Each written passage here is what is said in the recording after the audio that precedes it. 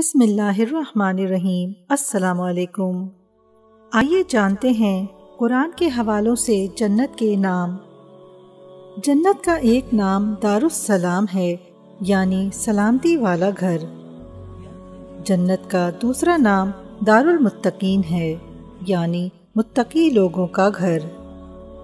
جنت کا تیسرا نام دارالقرار ہے، یعنی قرار کی جگہ۔ جنت کا چوتھا نام مقام امین ہے، یعنی امن کی جگہ۔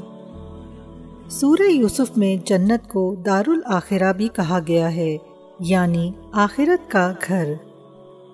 جنت کو جنت النعیم بھی کہا گیا ہے، یعنی نعمتوں بھری جنت۔ اور سورہ کہف میں جنت کو جنت عدن بھی کہا گیا ہے، یعنی سدا بہار جنتیں۔